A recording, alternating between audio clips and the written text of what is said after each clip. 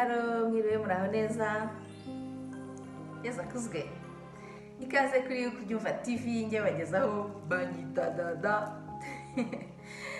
Ntangiye mbakomeza mwebwe bitameze neza, nkwibutsa ko byose birarangira, ntutikizere nta gahora gahanze. Hanyuma mwebwe rero namwe inshuti zanjye, mwebwe muza ku mutima, mwebwe musangiza ibintu byanjye mubikunda, mukashyira n'udukomanteri. Ni ukuri muri abantu b'agaciro gakomeye cyane. Imana ikomeze ibandindire. Nawe utarabikora nkaba nkubaza ngo utegereje iki? Nyakira kuri Ukubyumva TV, ujye kuri subscribe cyangwa sabone. Ni ukuri ubikore kandi mbaye ngushimiye. Ngewe rero hano nkaba ngarutse, nkaba nzanye sije indi ku mutima cyane. Ni sije, ni topike nahisemo kubera ko nibaza ko abantu ngiye kubwira yabafasha mu rugendo rwabo. Ngiye kubwira abana bakiri batoya, abana bageze igihe cyo gushaka umuntu wo gutangirana nabo urugendo, abana bangana nk'abanjye. Ndayivuga nk'umubyeyi kuko nibaza ko yagirira abana bacu akamaro. Ndabizi neza ko urukundo ari impumyi, ariko nazi neza ko iyo utekereza umuntu muzatangirana urugendo rw'ubuzima, hari ibintu umutegerejeho, cyane cyane utegereje ko agukunda, kubera ko urukundo ruzingiyemo ibintu byose. Burya umuntu agukunda nta kubabaza. Iyo umuntu agukunda mutahiriza ku mugozi umwe, muca mu bintu bikomeye muri hamwe, byose murabifatanya. Iyo umuntu agukunda ni wowe uri hejuru ya byose. Iyo umuntu agukunda araguproteja, aguha umutekano, indoto zawe arazishyigikira. Urumva rero umuntu ni umuntu aba ashaka, ariko ntitwibagirwe nanone ko turi abantu, nta muntu ubaho. Niyo mpamvu hari ingingo enye nahisemo ngewe nk'umumama. Nibaza ko izo ngingo abana bacu bazirebyeho neza bakora amahitamo meza, babasha gutekereza neza mbere y'uko batangirana n'umuntu ufite izo ngeso enye ngiye kubabwira. Ntugire nimwe utakaza, zose uzirebe uko ari enye kuva ku ya mbere kugera ku ya nyuma, kuko zose ni ingirakamaro. Hanyuma turebe uburyo twafashanya. Iya mbere ni umuntu uri addict, umuntu ufite ingeso, enome addict cyangwa infame addict, ufite ingeso imusumba cyane, ingeso imukontorora. Izo ngeso akenshi zikunda kuba ari ingeso yo gukunda inzoga, alcohol, cyangwa ikaba ingeso yo gukoresha ibiyobyabwenge, de drogue, cyangwa ikaba ingeso yo gukunda imibonano mpuzabitsina, sex. Izo ngeso uko ari eshatu usanze umuntu azifite, kuri we zarabaye akarande.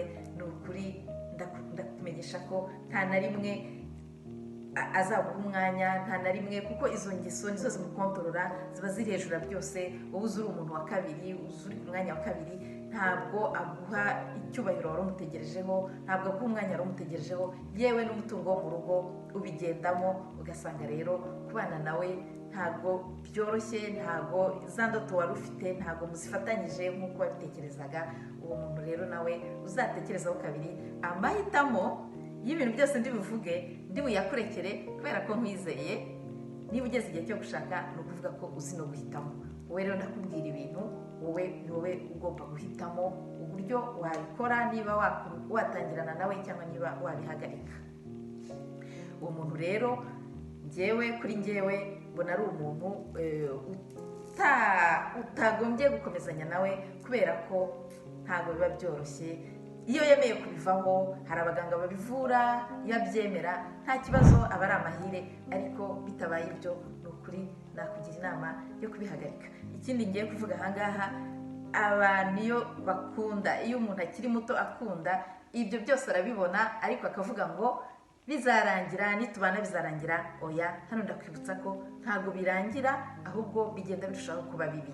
Kandi nkwibutse ko amahitamo ufashe aba ari amahitamo y'ubuzima. Ntabwo ari abagiraho ingaruka gusa, azigira no ku bazagukomokaho, akazigira no ku bantu bagukunda, inshuti n'umuryango. Urumva rero witonde, uhitemo neza. Uwo muntu nubona afite ibyo bintu, kimwe muri ibyo bitatu, ni ukuri uzatekereza kabiri. Umuntu wa kabiri ni umuntu uri violent, enome violent cyangwa infame violente. Ni umuntu ugira amahane. Umuntu ugira amahane nawe burya nta mutekano, ntabwo aba agukunda.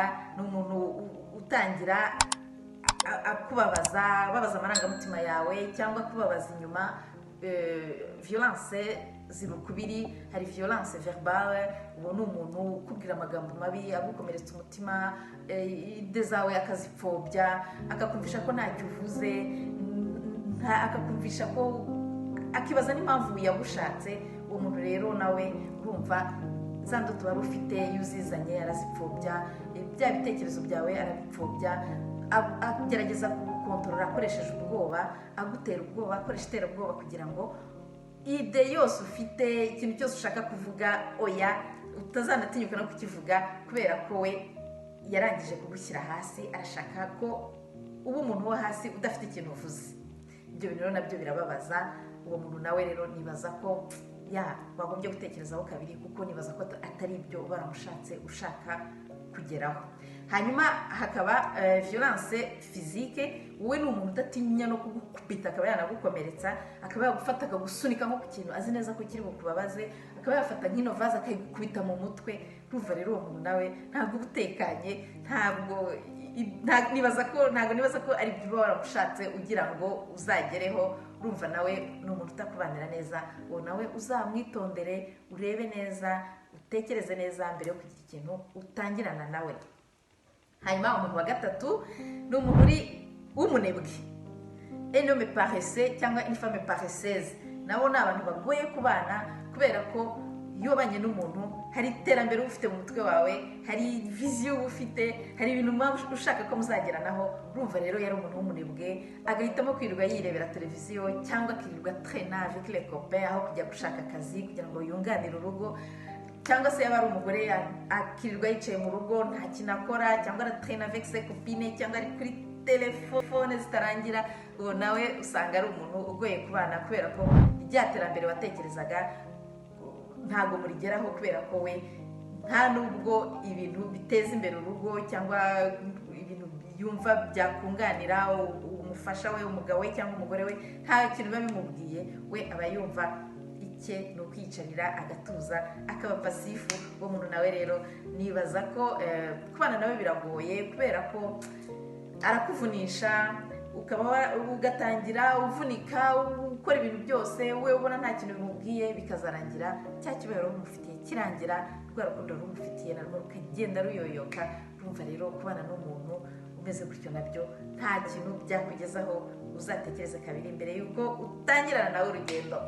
Hanyuma umuntu wa kane tutagomba kwirengagiza, c'est un homme radin ou bien une femme radine. Ni umuntu nawe avare, umuntu w'igisambo. Umuntu we arakora, atandukanye n'umunebwe, na active, ariko usanga mu rugo mbese nta kintu kigomba gusohokamo, nta dépense igomba kubamo, yewe kabone no guhaha nabyo usanga ari dépense. Ni ikibazo gikomeye. Umwana ntazakenera ikintu ngo akibone, oya ni dépense. Ikintu mu rugo n'igipfa cyangwa kikangirika, oya ntabwo kigomba gusimburwa, iyo ni dépense. Urumva rero umuntu nawe kubana nawe biragoye. Icya mbere ntabwo rya terambere wari ufite, za viziyo wari ufite ntabwo zizakunda, kuko byose bisaba investissement.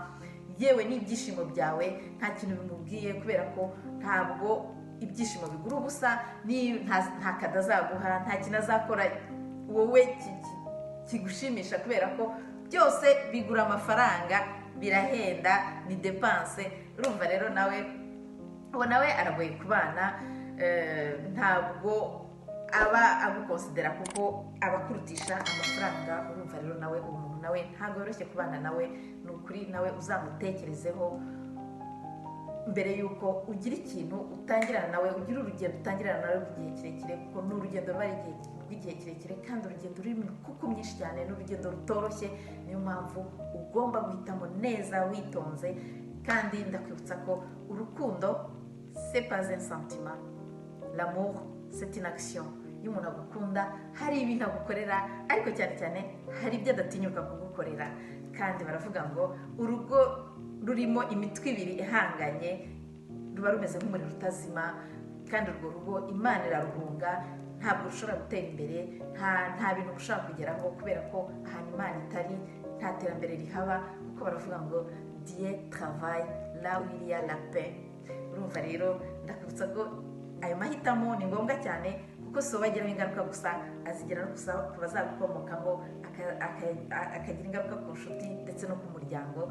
Witonde rero, ngaho nsigira komanteri, mbwira niba wabikunze, hanyuma ubwire n'ibyo wakongeraho ubutaha tuzabisangize abana bacu, tubafashe guhitamo neza umuntu bazakomezanya urugendo rutoroshye, urugendo rurimo imikuku minini cyane, myinshi cyane. Saba rero nizere ko mwanize amatwi, ndanabibashimira cyane. Hanyuma naho utaha ntibibagirwe kuba wowe ngubeho kandi ureke n'abandi babeho. Sawa, bye, ciao.